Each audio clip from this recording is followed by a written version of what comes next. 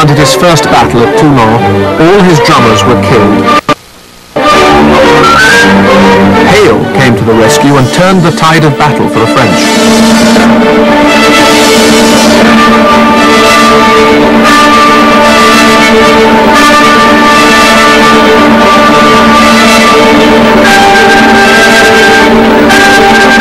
Abel Gance's film was one of the peaks in a decade of dazzling achievement by France.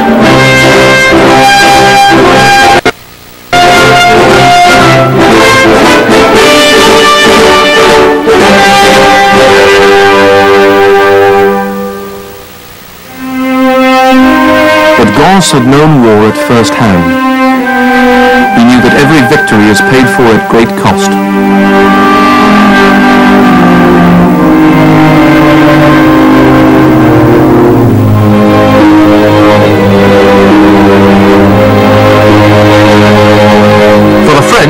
The cost of victory in 1918 was a shattered economy, and for its film industry, which had once led the world, the loss of its markets to America.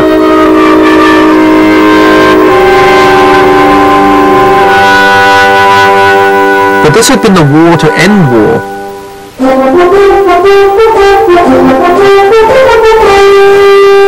Film people came back from the armed forces with a sense of exhilaration. They didn't care that studios were antiquated and badly equipped. They took their cameras into the streets, as with this film improvised with the children of Montmartre. From the days of Lumière, the French had managed to capture spontaneity and atmosphere using natural locations.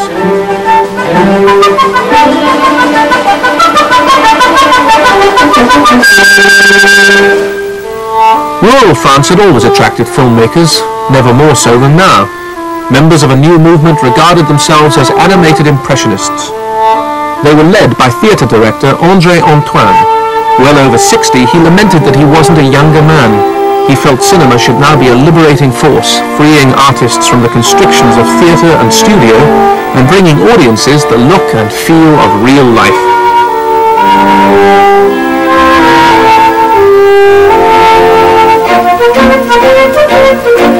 He called his approach cinéma libre, free cinema.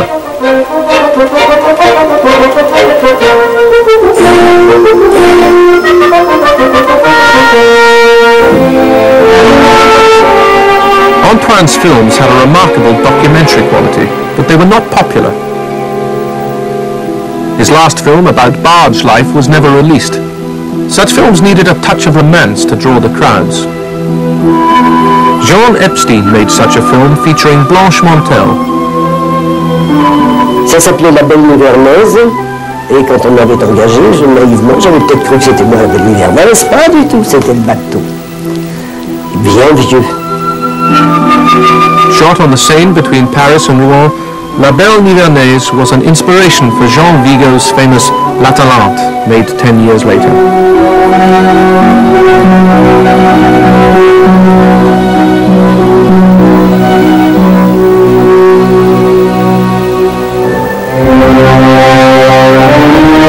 La Rue was made on an even more heroic scale.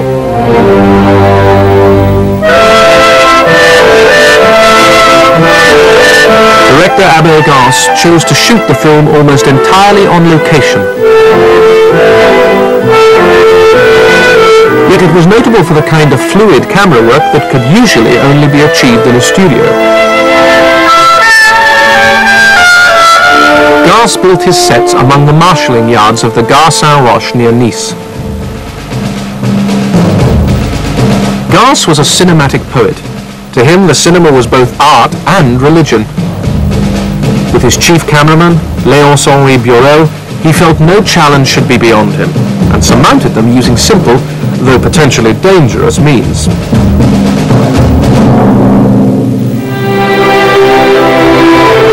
Gance revealed all kinds of surprises. Offered the cream of French acting talent, he chose his leading lady from the English cinema.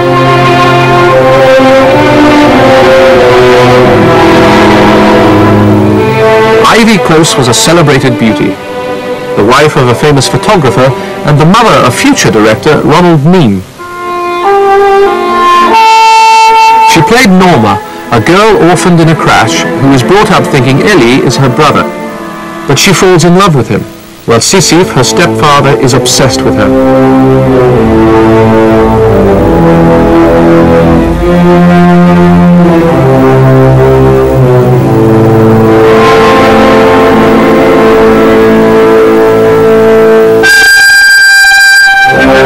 When Norma goes away to marry a virtual stranger, Sisyphe becomes suicidal and murderous.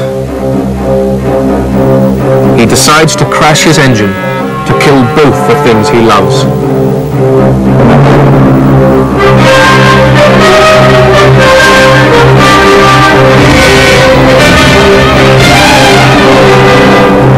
La Roue was among the most remarkable films in the entire history of the cinema, for it introduced rapid cutting, a style historians have always attributed to later films from Soviet Russia. Here, Gars does it for the first time. It was inspired, he said, by music. The cinema to him was the music of light.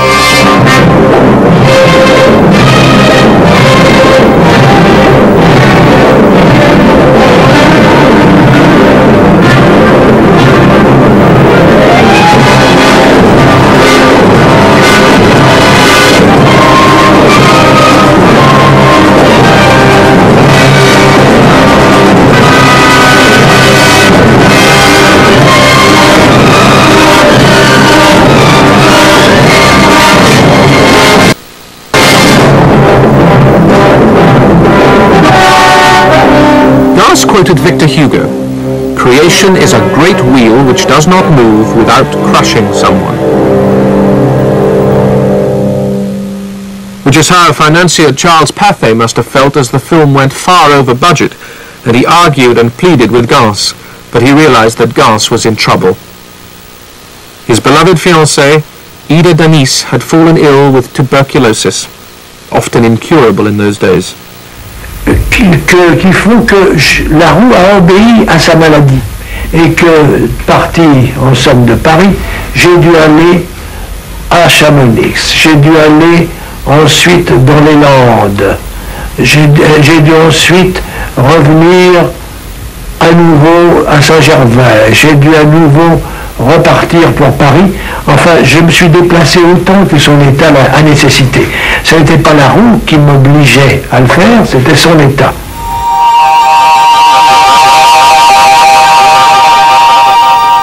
In the story, Sisyphe's eyesight is damaged and he is reduced to driving a funicular railway at Mont Blanc.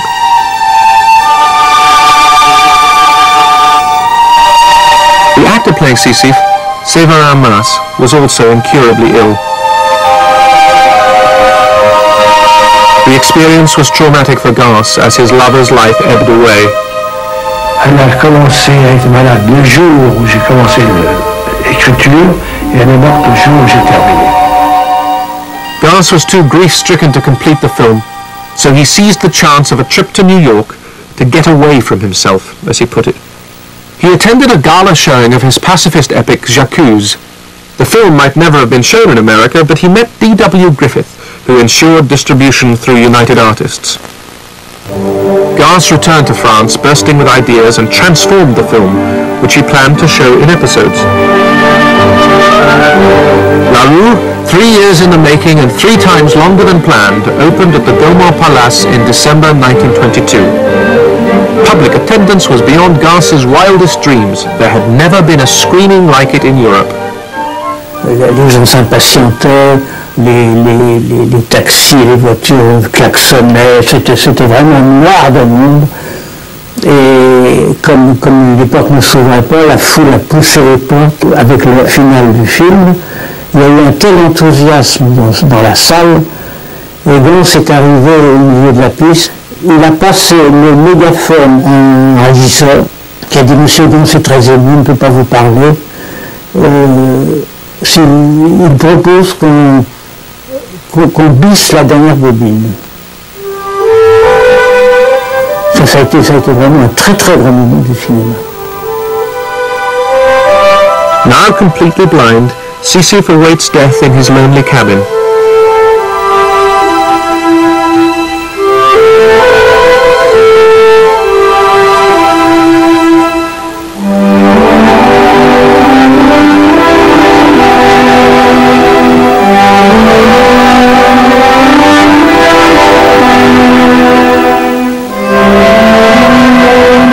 is cinema before and after La Rue, said Jean Cocteau, as there is painting before and after Picasso.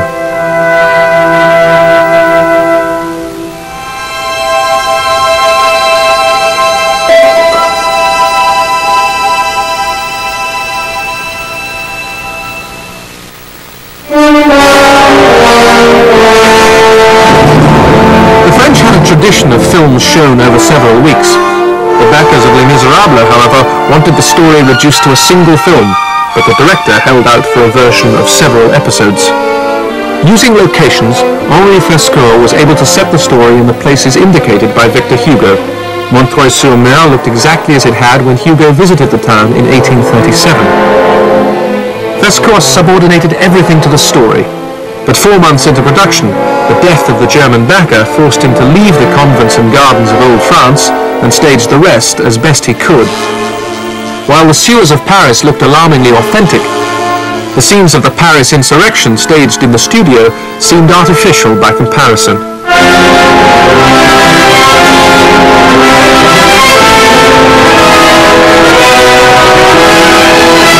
But the film was so popular that it was even accorded a showing in America, cut from 30 to 8.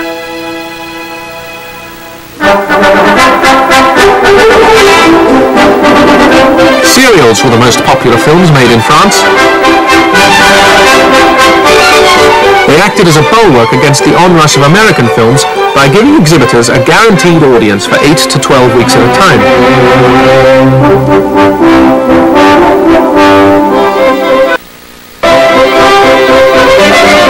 This one was so phenomenally successful it led to a sequel, to a flood of costume dramas. It was even used to block the Hollywood version made by the great Douglas Fairbanks. His Three Musketeers was kept from the screens of France and much of the rest of Europe for nearly a decade. Otherwise, since the war, the Americans had had everything their own way. Jackie Coogan brought the crowds in 1922 with a personal appearance in Paris with his parents. Coogan was famous for his performance with Chaplin in The Kid. Jacques Feder depicted a similar relationship in his version of Anatole France's story with the great stage actor Maurice de Ferdinand and the young Jean Forest. In this case, the boy has saved the old man from suicide and gives him a new reason for living.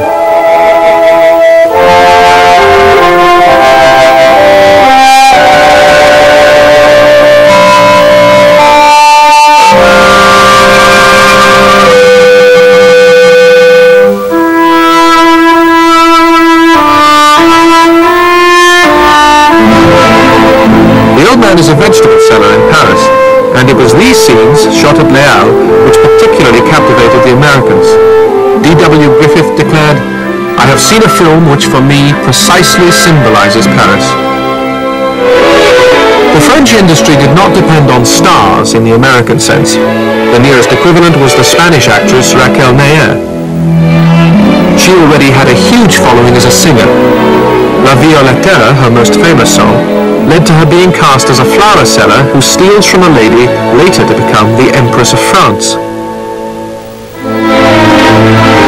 Entirely shot on location, this chase was photographed in Seville by Jules Crugier.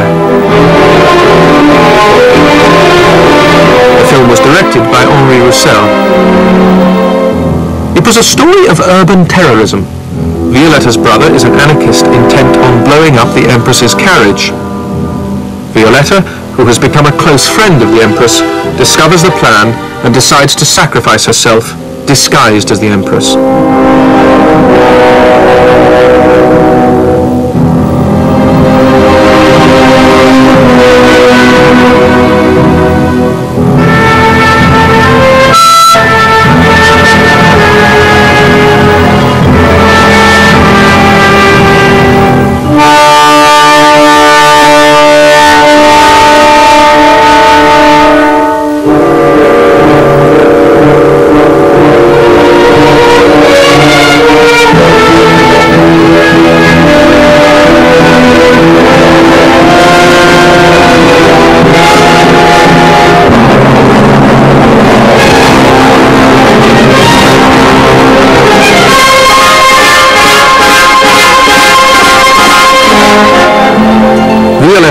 arrives because the carriage has been packed with the Empress' favourite flowers, imperial violets.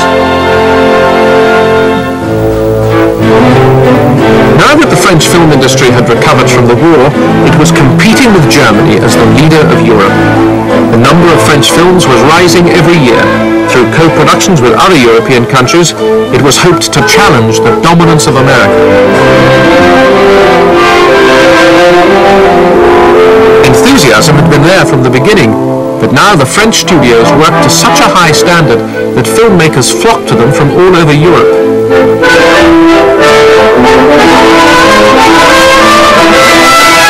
The importance of the industry was officially recognized when a film was presented at the Paris Opera, the most prestigious theatre in France, in the presence of the Prime Minister, Monsieur de Mergue. The film was the epic Miracle of the Wolves, set in the France of the 15th century.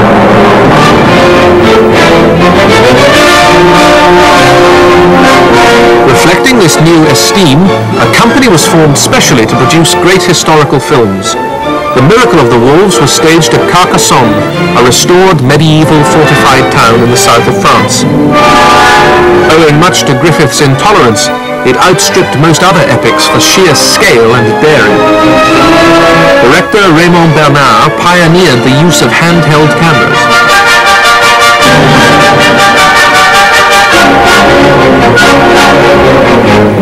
It was the most expensive historical film ever staged in France, but when it reached America, it was dismissed. Said Photoplay magazine, more than half this picture should have been cut out. Among the cast was Marie Glory, then known as Arlette Génie. Et ça faisait pas Hollywood. Il n'y avait pas tant d'argent, mais il y avait peut-être plus d'élan,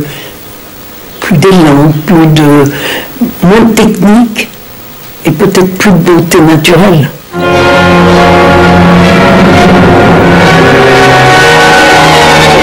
Pierre Blanchard played a Polish patriot in the company's second great epic about the Polish rebellion against the Russians in 1776.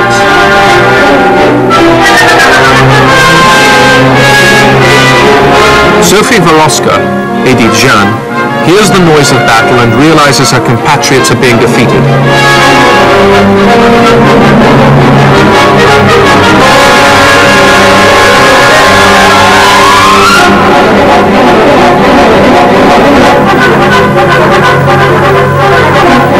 In an astonishing sequence, she overcomes her despair by imagining the Polish rebels winning a brilliant victory.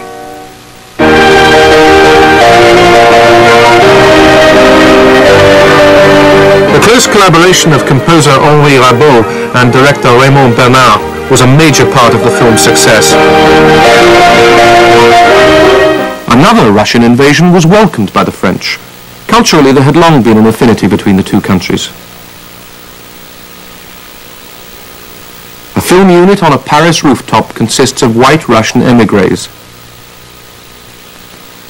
Directors like Alexander Volkov and Vyacheslav Turyansky, producers like Alexander Kamenka, and actors like Ivan Muzhukin had been driven out of Russia by the Civil War, and most of them settled in Paris. This scene from Volkov's film about the wild life of the 18th century English actor Edmund Kean was set in a London tavern. Ivan Muzhukin plays Kean.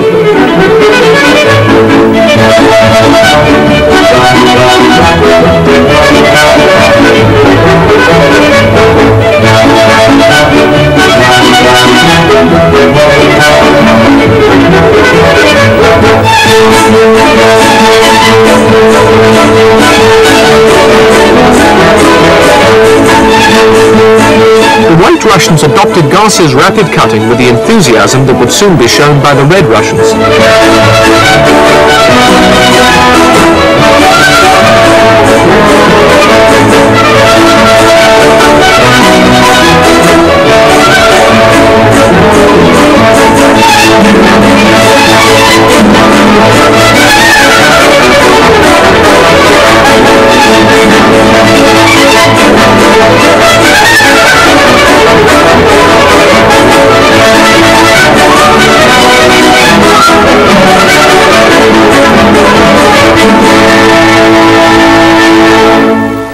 Russians who worked on Keane celebrated the Russian Christmas at Billancourt Studios. They had all been hired to work on a new film about Napoleon. Volkov agreed to become an assistant to the director, Abel Gance, and he helped create the kaleidoscopic snowball fight led by the young Napoleon at his cadet school. Challenged by Keane, Gance determined to take the idea of rapid cutting to its limits.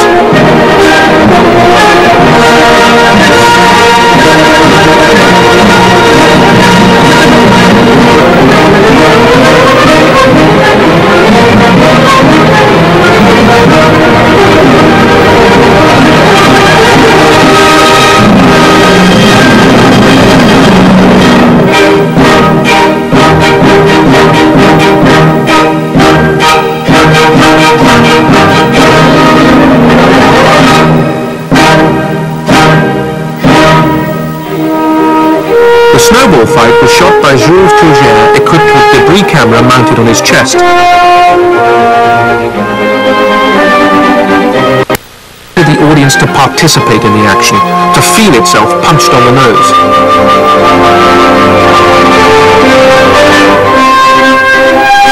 Gance and Volkov had cameras fitted to every conceivable device. This was a sort of sledge-mounted guillotine, enabling the camera to swoop and dive.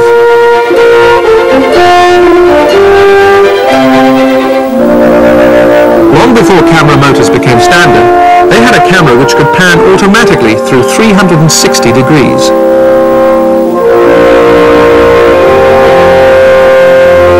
All this had to be designed and constructed by engineer Simon Feldman, another immigrant.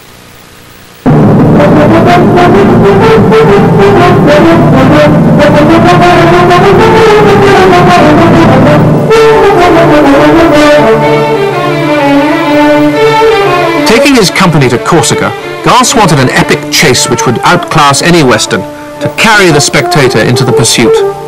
He and Volkov decided to put the camera on a horse, and turned to Simon Feldman. Feldman was the unsung hero of Napoleon. Once more he had to put into action Gance's wild dreams. Feldman was 103 when this interview was filmed. C'est un super peur de cavalerie en marche. Neither clockwork nor electric motors were practical. He had to build an apparatus using a steam engine modified to work with compressed air. Comprimé, il fait tourner la caméra. Voilà. Le petit appareil moteur, il fait tourner la caméra.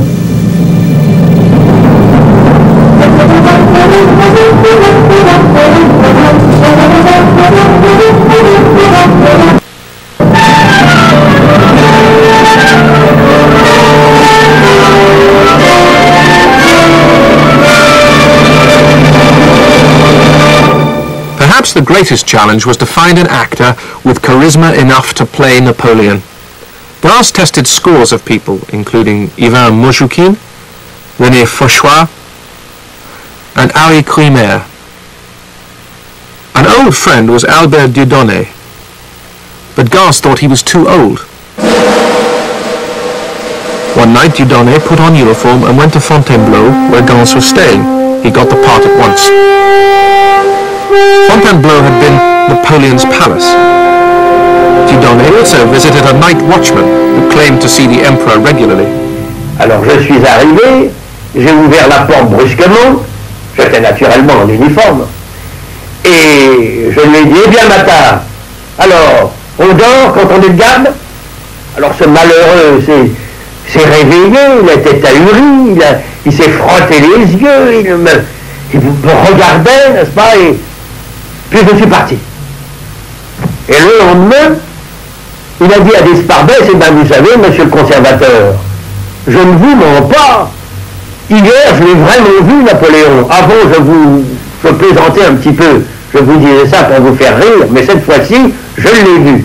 Malheureusement, ce pauvre homme est mort 10 jours après. est-ce moi qui suis une des causes de... Mais enfin, en tout cas, il est mort en ayant vu Napoléon. Il avait réalisé le rêve de sa vie, comme moi j'ai réalisé le mien en interprétant le film d'Abel Gance.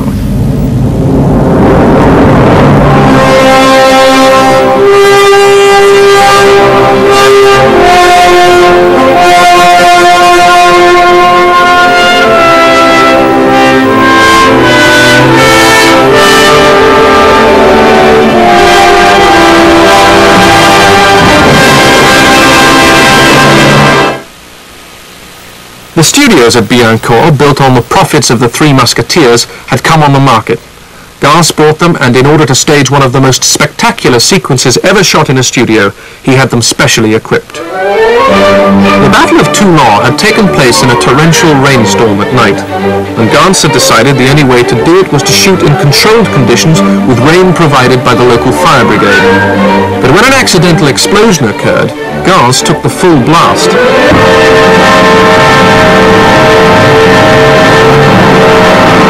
By the time he had recovered enough to resume shooting, his left hand was still bandaged. Et il avait des mains bandées, il se servait la porte-voix pour donner ses indications. Et c'est comme ça qu'il arrivait à galvaniser les acteurs et créer cette atmosphère d'électricité qui régnait sur le plateau. Harry Criner played Rouget de Lille, composer of the Marseillaise.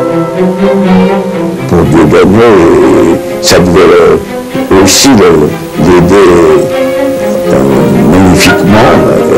Quant à moi, c'est ça qui m'avait donné cette profonde concentration dans mon regard.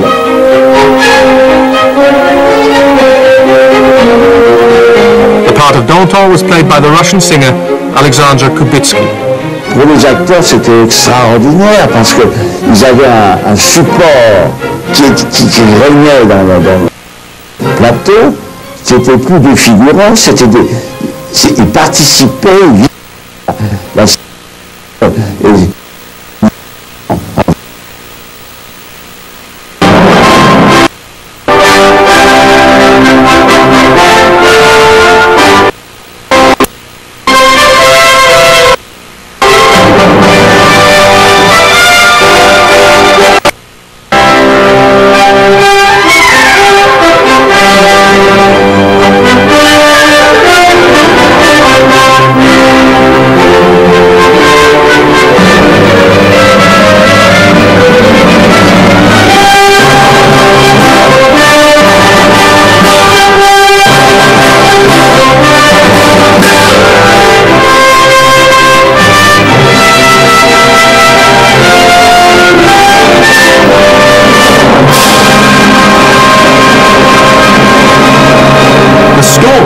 Literally staged in a teacup. This tiny tank took the full force of thousands of gallons of water discharged from huge barrels. Gance had used more techniques in this film than anyone had used in any other. Now he wanted to visualize Victor Hugo's phrase, "To be a member of the convention was to be a wave on the ocean." Once again, he turned to Simone Feldman, who devised a pendulum to give the camera the movement of a wave.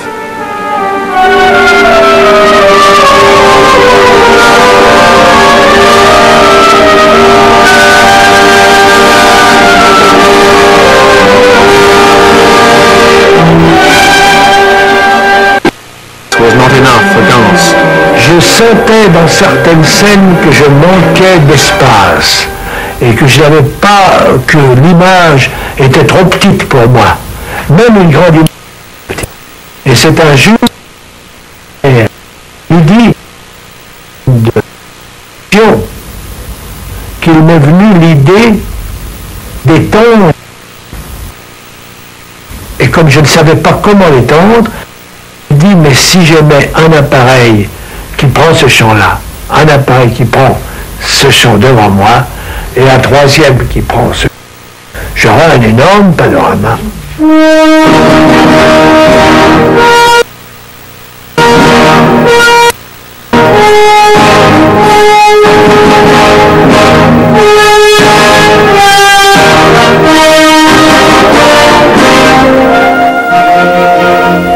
est évident qu'à partir du moment où j'ai senti cette possibilité, je me suis dit qu'il y avait là un nouvel alphabet pour le cinéma.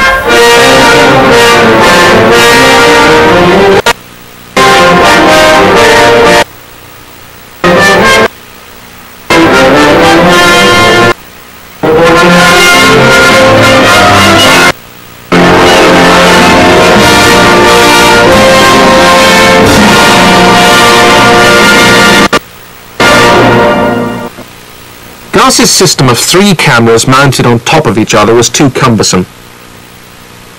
The answer method of producing widescreen effects with a single lens. Henri Chrétien was inspired to develop such a lens after seeing Napoleon. He patented the process to build a fire, adapted from Jack London. 5. Directed by Claude Auton-Lara. Qui a été interdit. Les exploitants français ont reçu l'ordre d'interdire dans la salle le procédé nouveau de l'hypergonaire du professeur Chrétien. Donc vous voyez, ça venait de très loin. On a menacé même l'exploitant qui était là de lui retirer sa licence, la possibilité d'appartenir au syndicat des exploitants s'il ne retirait pas immédiatement le film. The industry wasn't ready for the new process. The Chrétien lens lay in limbo until 1953, when the Americans rediscovered it as CinemaScope. The normal screen seemed full enough of spectacular images in the 1920s. Pathé color was now at its peak. This was a device by which color was added to the black and white image. A stencil was cut a frame at a time using a pantograph, often with astonishing results.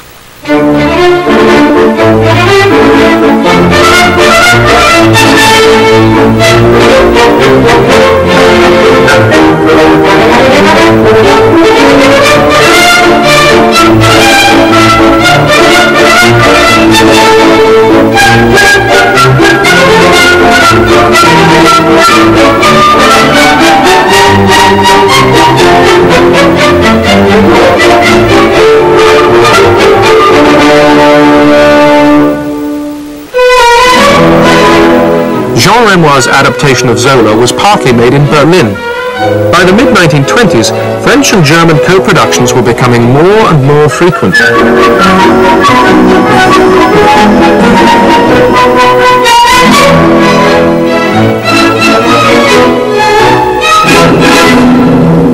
Jean Renoir was the son of the great painter Auguste. His father's last model, Catherine Essling, became Jean's wife in 1920, and she starred in all his early films.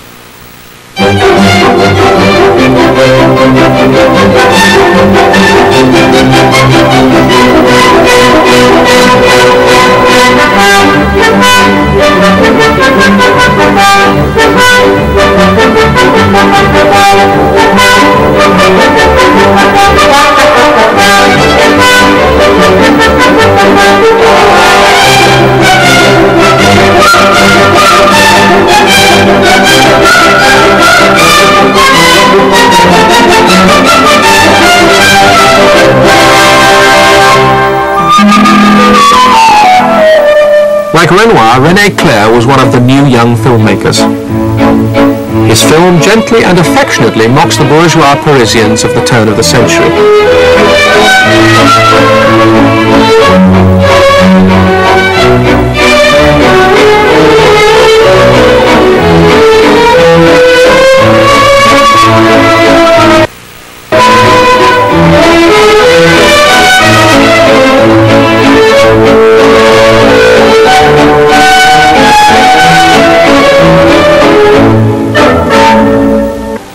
René Clair had come to filmmaking through the avant-garde. In the heady atmosphere of Paris in the 1920s, young artists were excited by surrealism and the opportunities offered by film. The Seashell and the Clergyman was made by one of France's few women directors, Germaine Dulac, and it caused a sensation when it was first shown.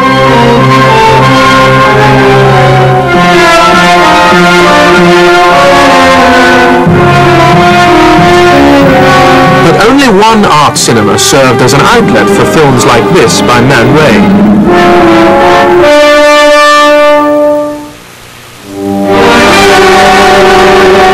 Whereas Marcel L'Herbier brought the avant-garde to the regular cinema-going public.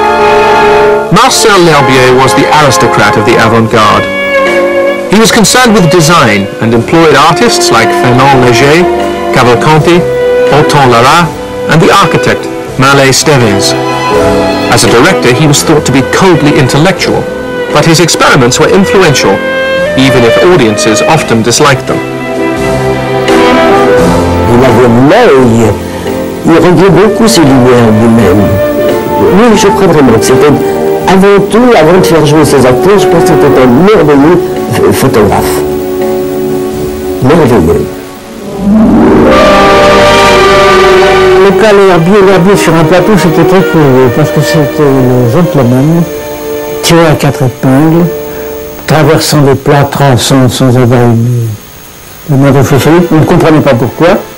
Le film étant terminé, on approchait le film en séance dans une petite salle de projection, rue de la Villette, à M. Léon Gaumont. Moi j'étais dans le coin comme ça. Puis alors, Marcel L'Herbier était avec M. Léon Gaumont, madame et toute la famille et tout ça. Et puis alors les images sont arrivées, à un moment, les images sont arrivées avec les déformations qu'avait imaginé Marcel L'Herbier. On a entendu la voix de M. Gaumont qui disait « Le point !» Avec un silence respectueux, personne ne nous a rien dit. Puis comme ça continuait et qu'il y en avait d'autres images qui étaient aussi comme ça, le point opérateur. On a arrêté la projection, M. Gaumont s'est levé en disant qu'est-ce qu'il y a qui ne va pas, et alors L'Herbier était obligé de s'approcher de M. Gaumont et de dire écoutez, vous savez, c'est une vision personnelle, M. Gaumont. A personal, devastating part. Biancourt Studios by the Danish Carl Dreyer.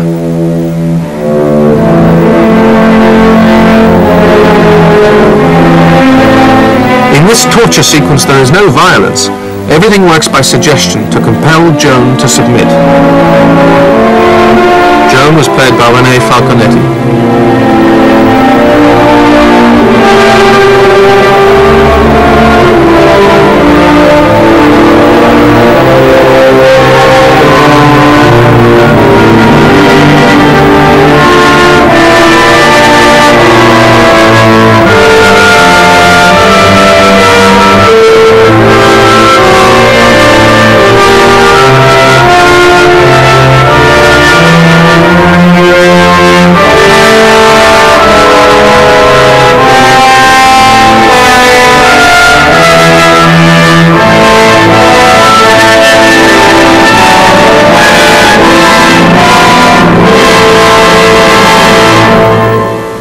Dreyer was given a free hand to make a great film to match the same company as Napoleon. German art director Hermann Warm built him a massive set, but refused to show it. He concentrated on the human face and the emotions it could arouse. Nobody had ever done anything like it before. This was a purely experimental film made at huge cost. Audiences of the time disliked it, and it was a commercial failure. Yet it survives as one of the classics of the silent era.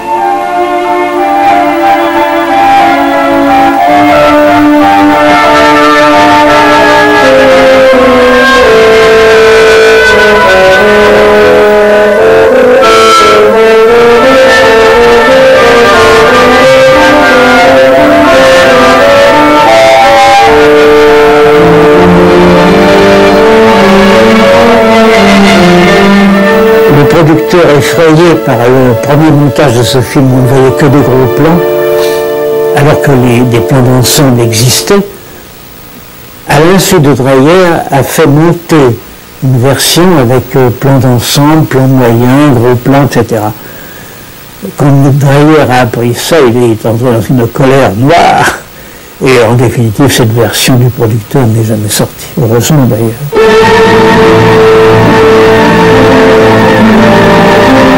The excitement caused by the first solo flight across the Atlantic by the American pilot Charles Lindbergh was reflected in films like L'Argent, even though it was adapted from the 19th century Zola novel. Marie Glory played the lead. Et le scénario s'était inspiré de l'exploit de Lindbergh qui venait de passer l'Atlantique. Alors comme on ne parlait que de cet exploit-là, l'argent qui est de Zola a été accommodé à la sauce Lindbergh.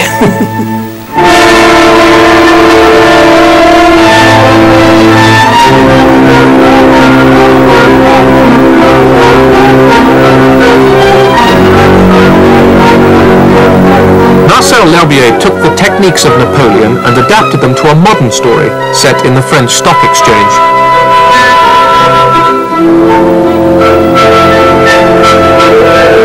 One young film enthusiast wanted to make a record.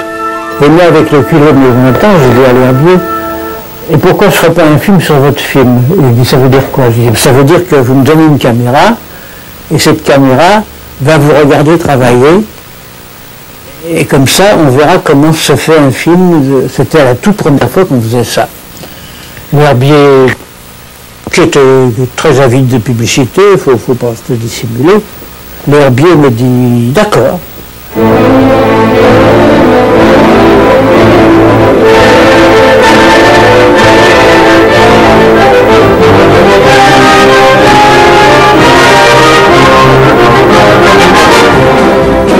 A Franco-German co-production, the film had a budget of nearly 5 million francs.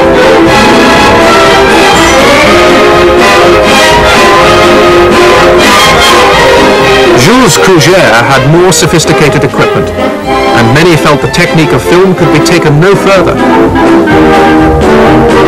Artistically, France and Germany, moving closer and closer together, were even sharing their most famous stars, Brigitte Helm with Pierre Alcover.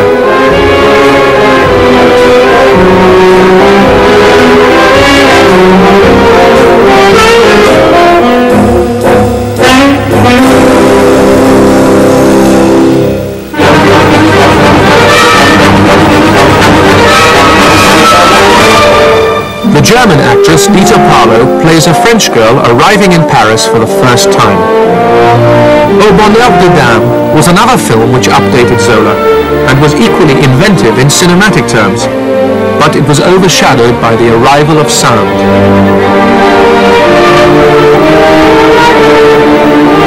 The style of director Julien Duvivier combined American confidence with German studio methods and French élan.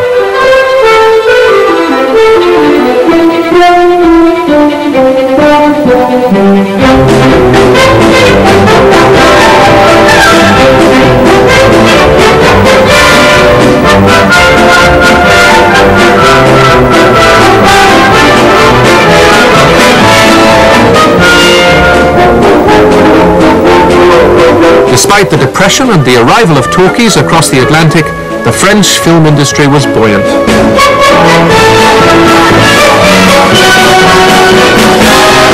Its future seemed limitless.